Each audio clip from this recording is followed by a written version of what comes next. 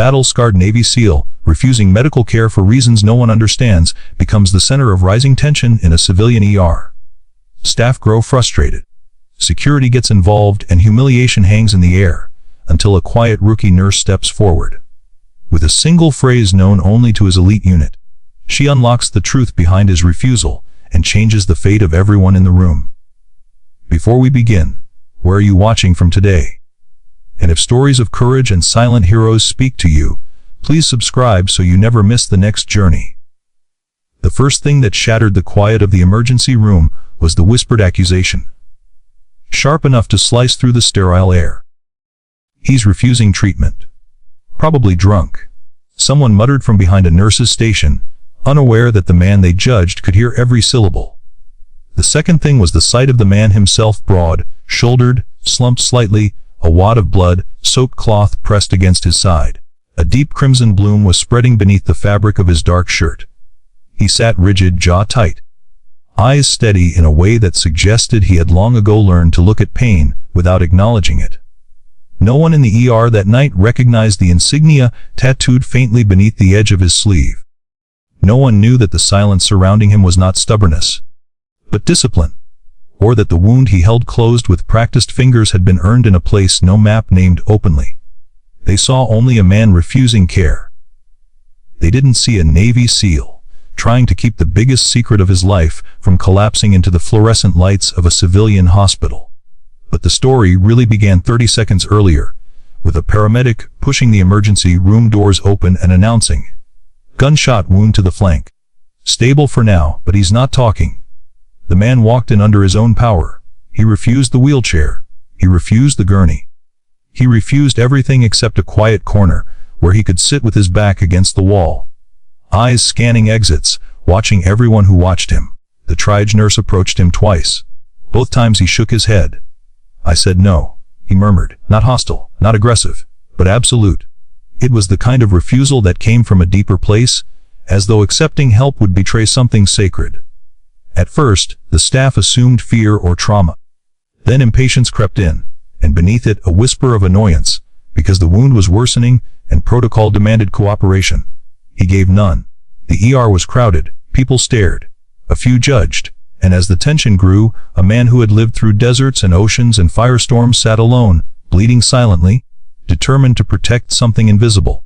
And into this rising storm of confusion stepped someone no one expected to matter at all. A rookie nurse, barely 3 months into the job. Her name was Avery Holt. And she would change the course of the night with 6 quiet words, known only to the dying man and the brothers he'd lost. Avery had been watching him from across the room long before she approached. There was something about the way he held himself, like a soldier at attention even while seated, that pulled her attention the way a magnet draws metal.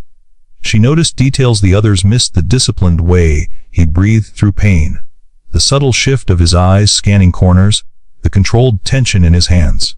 She noticed the refusal too. But unlike everyone else, she didn't interpret it as defiance. She saw fear, but not the kind everyday patients knew. This was the fear of someone trained to endure the unbearable for reasons no one else could understand. He kept the blood-soaked cloth against his flank. His fingers were steady, his breath shallow but rhythmic, a warrior containing a wound and a secret by sheer willpower. When she approached, he glanced up only briefly.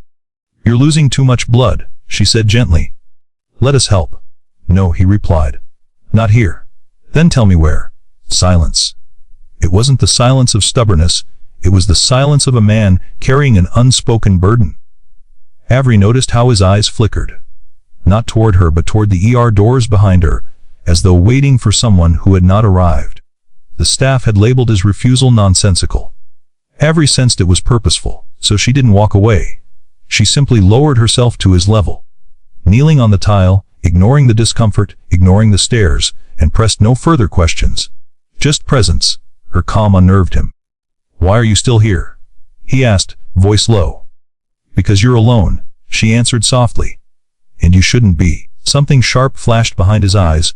Pain, memory, maybe grief. She couldn't tell. Not yet. But soon she would know everything. His name, though he had not spoken it, was Chief Petty Officer Thane Mercer.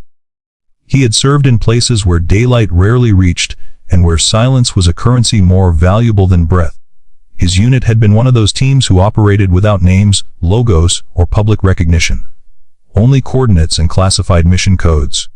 3 of the men in his unit had died 6 months earlier during an operation in northern Syria. A simple extraction that became a firefight.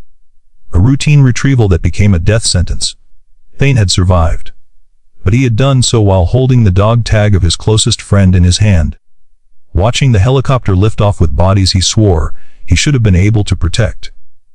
Ever since that night, he carried more than grief. He carried guilt birthed from survival.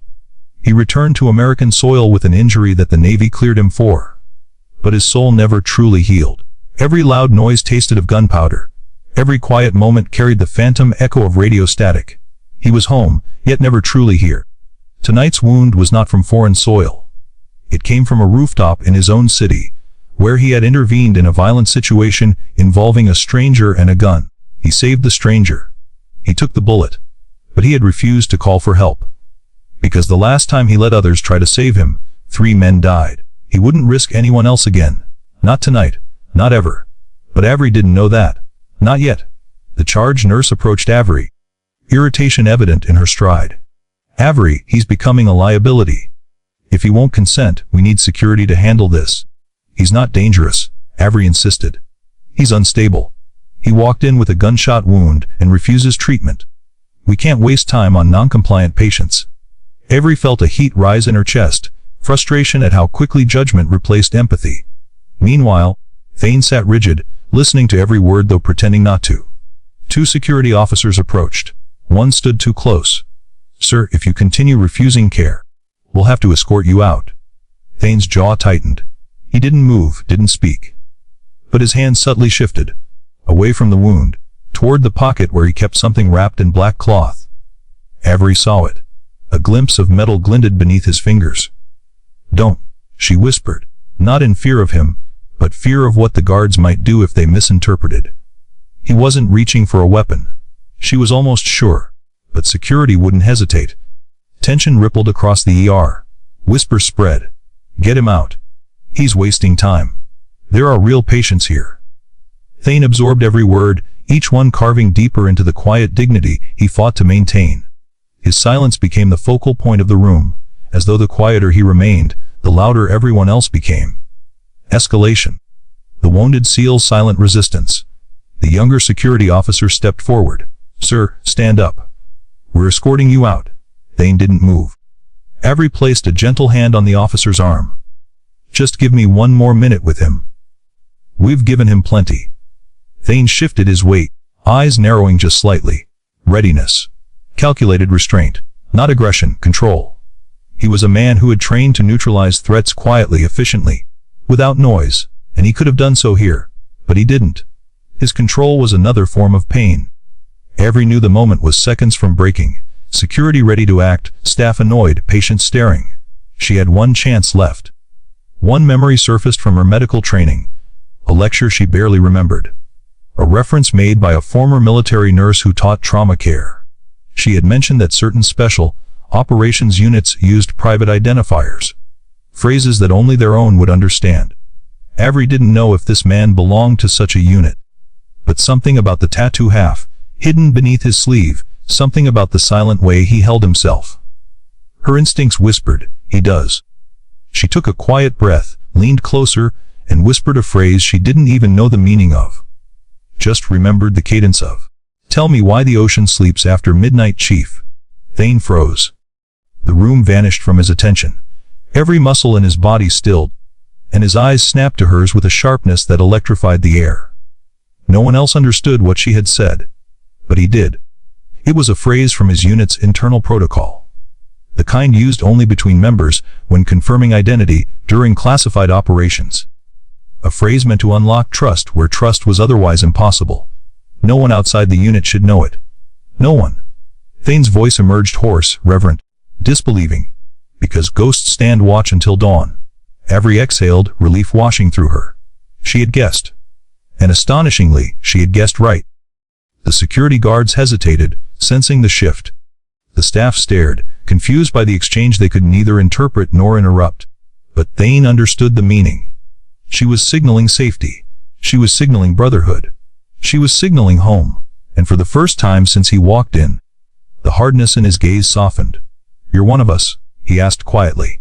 "My brother was," she said, voice trembling with memory. "He didn't make it home last year. But he taught me that if someone from your world ever needed help, never walk away." Thane swallowed hard. A wound deeper than the bullet tore open inside him. Another loss.